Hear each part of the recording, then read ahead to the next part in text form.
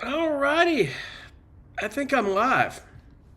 I think we have this live. Let me adjust this just a little bit. Alrighty, guys, so I don't know what the hell that was about. Alright, so I think we're live here. My phone's doing weird things here, folks. I got on live earlier. I was in my car, and damn if the video didn't get deleted. So go figure. It's just crazy. It really is. But I hope that I'm live. And sorry about my nose. My nose is itching. My sinuses going crazy for a second. So, but be it that it may, I think I'm live. And if you can see me and hear me and I'm live, comment below. Absolutely. Please do.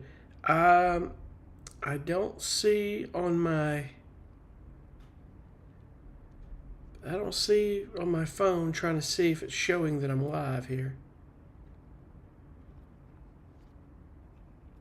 Let's see something here.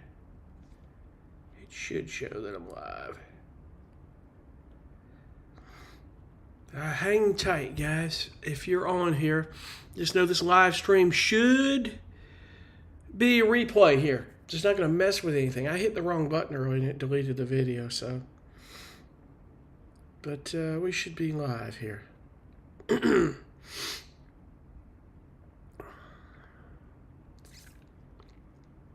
We should be live.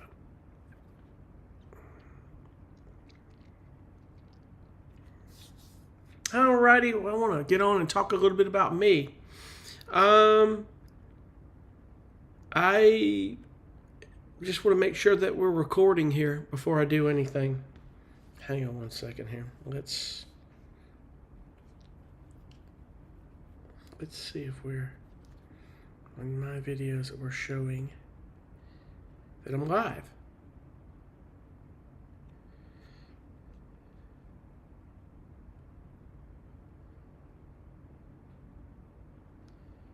You know, I didn't have a problem with this when I started this. Ecamm's been great.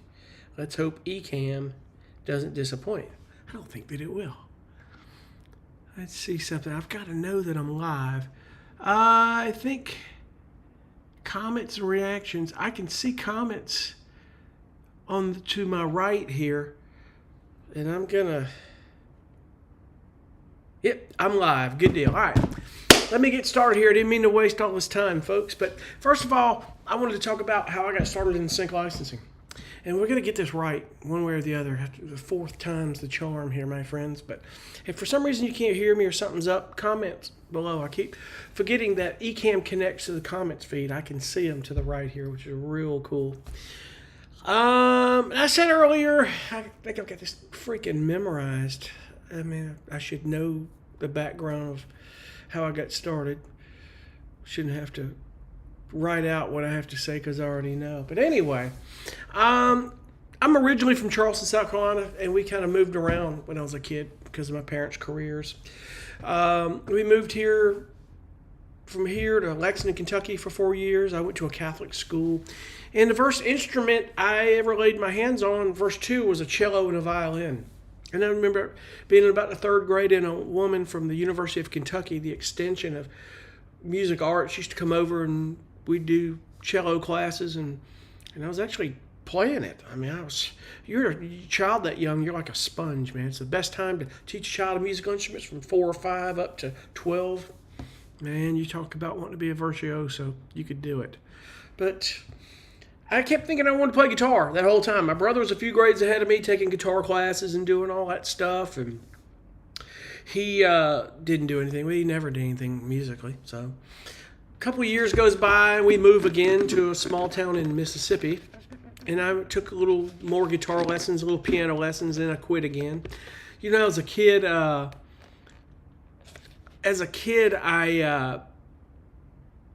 you get into different things. I got into sports and played football in high school. Kind of wish I'd never done that. So, hey, C. Haynes, glad you're here.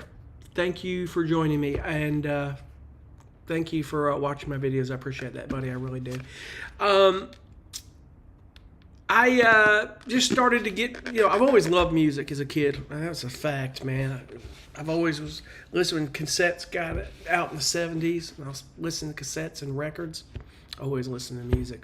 Bunches of, like just different types of artists over the years that really molded me for who I am today. But be it that it may, moving forward, about 1985, I got my first electric guitar amp and the guitar. I started getting serious with it. And in 86, I started really playing in bands. I was like playing rhythm and some other lead parts and not real good. The old saying, you got to suck for a little bit before you get better at what you're doing. You're going to have to do that. I actually technically, you get paid for something. My technically first professional gig was in 1986. We got $100 a piece for playing a music festival. At the time, this was in the Memphis, Tennessee area, just south of Memphis in a city called Salhaven, Mississippi.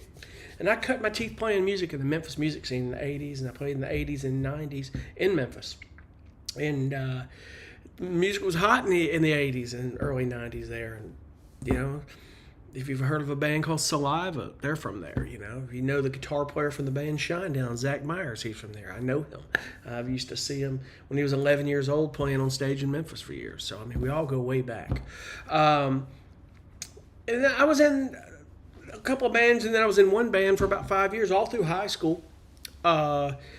We did well, and I was reflecting back on, I never really asked my dad for much money through high school. And it dawned on them, we were getting paid, making decent money for high school kids in a band on the weekends. I was making about $100 a week on the average. And we were paying rent on a band room, doing pretty good. Not too bad for, guys. And we were mostly original. We did some covers because original bands were where it was at.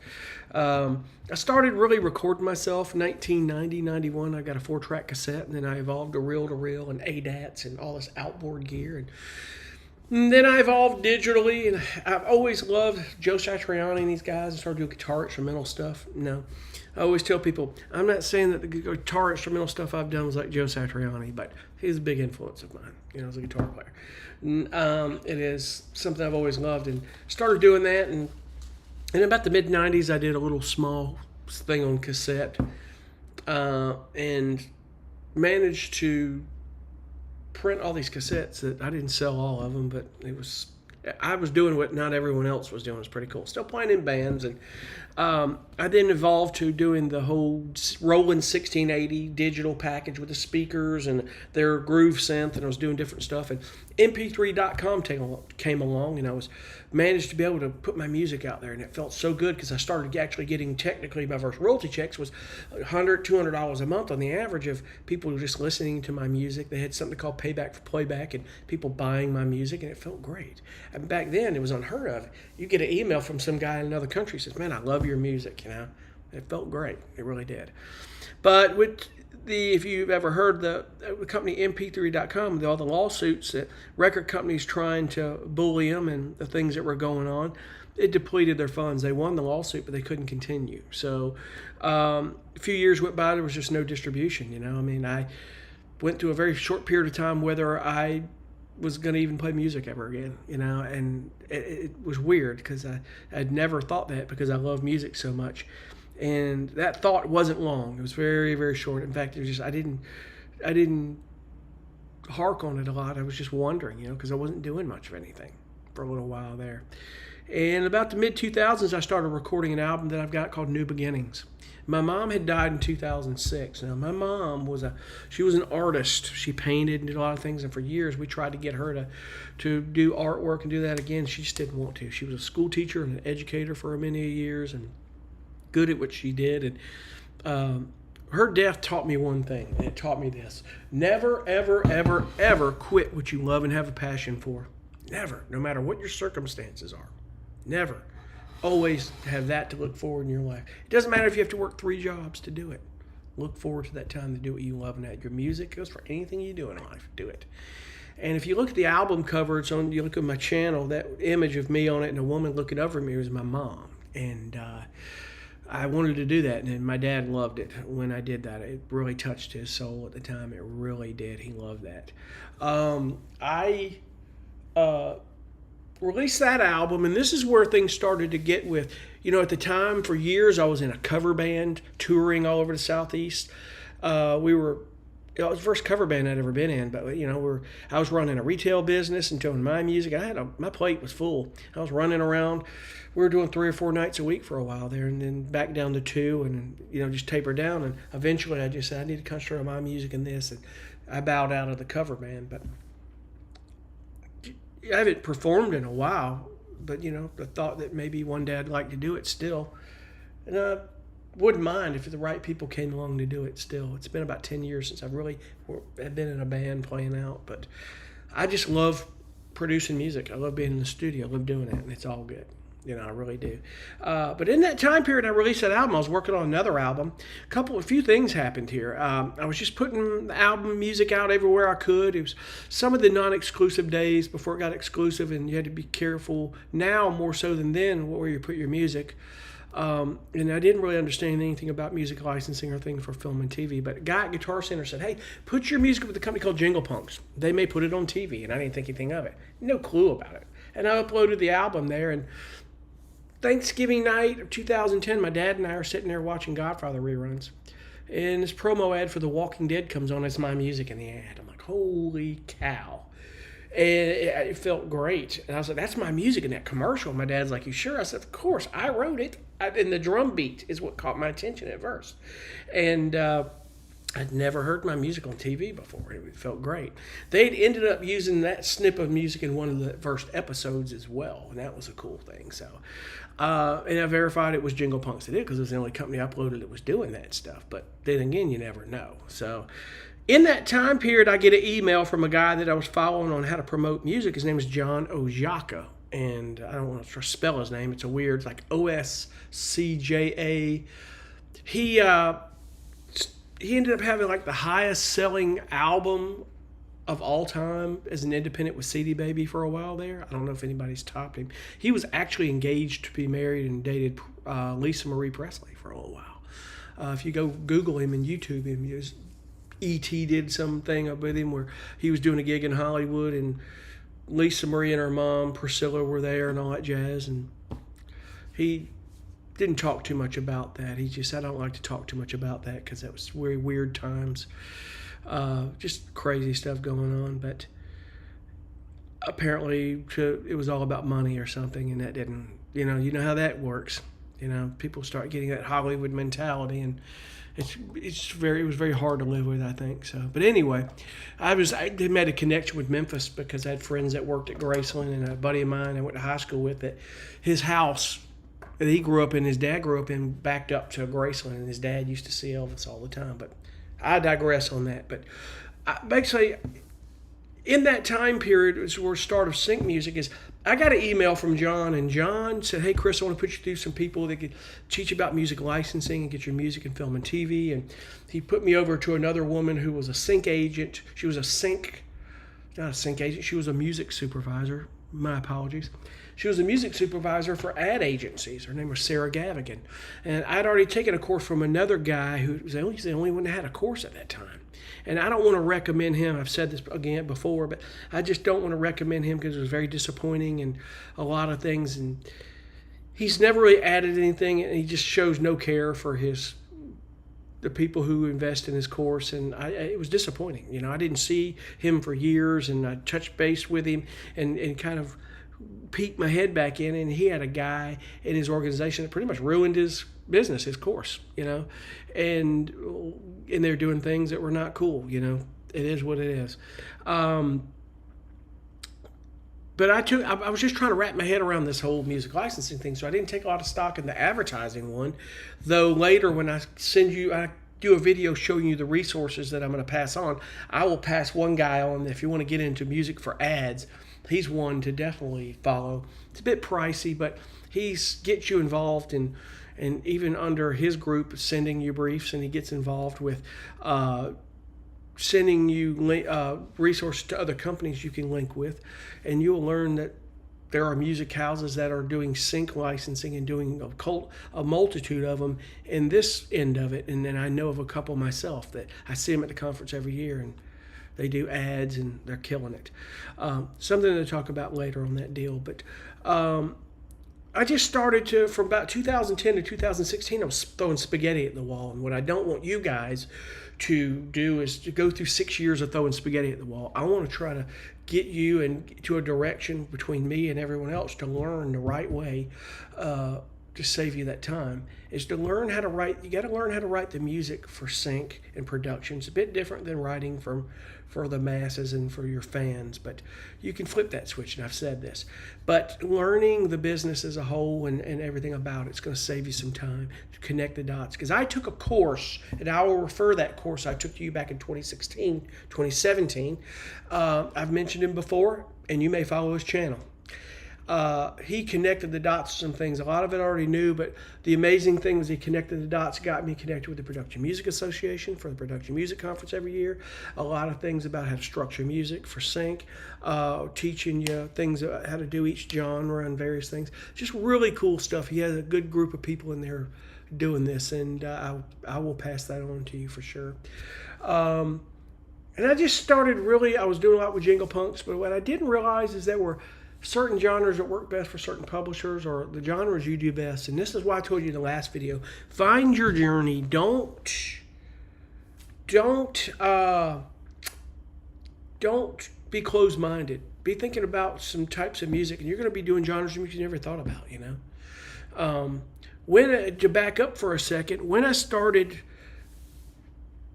doing stuff with Jingle Punks, and I was putting his albums out and doing that in 2010, there was something else that happened there too that really kind of launched this. Is I started seeing videos about Tommy Lee from Motley Crue doing an album with the rest of the world, and then it was that whole Methods of Mayhem project, the second album that they did, and they called it The Public Record, and it was a really cool experience, and I really enjoyed it. And I was like, I really want to get on this, because I was a big fan of Motley Crue coming up, loved them. And I said, I've got to do this. I've got to. And it's a 3-month process, and I'm on that album. I contributed guitar and keyboard parts for it. So they pulled if you want to know who's on it, go buy the album. You can read your name in the album liner, and it's really cool. But I learned a lot. The producer there was Scott Humphrey, who did all of Rob Zombie's albums, did Nickelback, Ozzy Osbourne, Motley Crue, and many other bands. I thought it was so cool. And that process in the middle of that helped put some things in perspective. A lot of the production and recording I learned from them, and then learning the production more so than I did coming from analog. Digital taught me something more precise that the light bulb came on. I understood back in my analog days. I started running with tape, and it was a bit harder. It's just the opposite effect. And for those who don't know, the struggle is real with analog. You're dealing with tape. You didn't have a million undos in the technology we have today. And it really, at the time, it was, I learned a lot, but there were some things I didn't know until I got into the digital part of it. And it was really a great experience to do analog, because, I believe that analog sounds a lot better than digital. But there's a lot of digital that sounds great too. But there's a lot of emulators that help get some of that analog back, but it's not the same. There's a lot to be said for analog and tape. It really is cool. But moving forward here, from the time I started doing sync, I started learning a lot about the libraries I was signed with. In fact, from Jingle Punks, I started sending my music out. And what I did is, at first, and I caught it very quickly, and mind you, in 2010, things were in the non-exclusive era, so I was just sending it to everybody. But what I was doing is I wasn't spamming, but I kind of was spamming, sending my music to all these publishers, not thinking that I'm going to get all these yeses and have to say no. Don't ever do that. And that didn't happen, thank God. I caught it. I pulled everything back, and I stopped and said, one library at a time, man, don't do this. Don't do it. Before somebody said that you could burn a bridge, I realized that I don't want to have to say no to 40 people, and I got to be careful what I'm doing. Exclusive or non-exclusive doesn't matter, and that's why I told you earlier, don't ever do that. Don't ever spam these publishers. We're going to talk about that more later. But I just started sending out, and I signed to a couple of libraries. One of them was Epitome Music Library with Ben Kopech, and I was one of Ben's verse composers. I remember I mailed the CD to him out there to Los Angeles, and he signed the whole thing. It's when he started. And those tracks really aren't with his library anymore. He started centering on different things, and that was fine, because all of those tracks are with one library now, exclusively, except maybe one or two tracks, and I believe that's Jingle Punks. In fact, I know it is. Because, Jingle Punk shortly thereafter, in 2011, 2012, started going all exclusive, and I was okay with it. I started to understand a little bit of that, what was going on, and just said, okay, I'm going to follow this, and I'm going to go with it. And I know why. I knew why shortly thereafter. But then I signed with a company called DL Music, Derek Luff Music, and I did that through Ben. I composed a couple tracks with Ben, and I got about a couple hundred tracks in that library, but it was a lot of stuff that I was doing, the majority of that from around 2016 for some Catfish stuff. But I realized that I wasn't getting a ton of placements with them, and I started getting a lot of placements with other libraries that I was doing other genres with. This is part of this learning what you do best and learning your genres and finding those libraries you get a good working relationship and feed those libraries the music, and you'll see it grow, and I've seen it grow. Funny thing is that I'm actually now writing, after a long time, I'm writing a lot of tension stuff with Ben Kopech for Catfish right now. We're doing a lot of that stuff, and it's a 6 month to a year project. I guess he has a direct deal, or he's got one of the guys over there saying, feed me the music, as much of it as you can. I don't know what's going on, but I'm just gonna, with him, he's like, I need you guys to give me at least one track a week for 6 months to a year if you can commit it. And I was more than glad to commit it. And he's not taking every track that I send, because he's very picky, but I'm okay with it. He's taking more than I thought he would. That's where I thought, for years I wasn't a fit for him. But this is one point I made, is don't discount these libraries. Don't leave them 100%, because always go back and watch them and see what they're placing and revisit them, and find out if there's a genre you're doing at that point that you make and submit them, because there's always value there. And that proves it. There always is. In fact, I'm going to send some more music to DL Music, because lately I've seen a lot of tracks, a few tracks that I've done that weren't the genre of those tracks in 2016 that are getting placed more of, and I want to get them more of that and just see where it goes. And I've got them on my goals for the year in 2025. But that's what kind of led me to sync licensing. It was kind of it wasn't something that I was curious about. It was introduced to it kind of passively.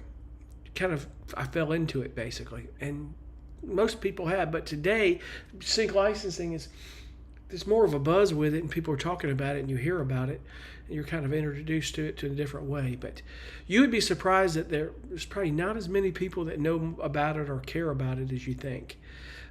Even to this day, there's a lot more people that are trying to get into it. But that's the whole point. Jesse from Sync My Music says that it's my job to get you to quit doing sync, which was an odd statement, but his point was, this isn't for everybody, and I'm going to be brutally honest with you with some stuff, and if you don't like it, it really isn't for everybody. You probably won't do it, and it's okay. It's not the end of the world, but I love it, and I'm going to continue to do it. And if I've missed anything, you got any questions, anything else in my background or how I evolved that I may not have mentioned, let me know. Don't be bashful about asking questions, and most of you aren't. I appreciate your questions, and I'd be glad to answer them. From this, I'm going to probably do, before I leave on my cruise this next week, I'm going to maybe do one or two more videos talking about some stuff. And I just want to start out with, the equipment you need, maybe my take. It's not going to be perfect on structuring a cue and ways of going about doing it. There's a lot of good channels also besides me you need to follow on that as well. But I'm going to talk about some places you need to go listen to music and kind of analyze that stuff as reference tracks, and you can break them down and kind of learn how this stuff's written. And if you're fairly analytic, you'll be able to quickly figure out between writing songs for fans and the masses of people, as an artist, and then writing for production music. You'll get the difference. You may find it's easier than you think it is, even though it's harder to try to flip that switch. But everybody can do it. Don't think that you can't do it. You can do it, and I know you can. So just stay on it. And I'm going to continue to add to this series. It's not just going to be a few videos and I'm done. At some point very soon, I'm going to drop some resources I want you to follow and read. I think it'll help, stuff that helped me. And that's what it's all about, me passing on what works for me. I'm not the be-all, end-all, and I don't care to, I don't, claim to be. But please, please know that, I'm passing on something that works for me. And some of it will help you. Maybe all of it will help you. Another thing is that if I ask you, like and subscribe and pass on to anybody that's interested in this, that wants to know about it. If I can help them, it'd be great. It really will be. Hopefully this video is going to publish. I think it will. My Ecamm is very good at this, because the last one I did, I was sitting in my car a little while ago and the video just disappeared, is gone. I don't know what the hell happened. I hit something wrong, of course. That's just my life and my luck. It's the boneheaded things I do, because I had another short one in front of it, I think, that was testing it, and I thought I deleted it, but I deleted the video after it, and that happens. You got to take your time and be careful what you click. But guys, I appreciate you watching, and be looking out for the next video. I've got one dropping tomorrow. I believe that one's talking about what gear and stuff that you need. I'm kind of showing you my gear and stuff, so look out for that one, and we'll take it from there. I appreciate you for watching, and we'll see you guys on the next one. Be cool.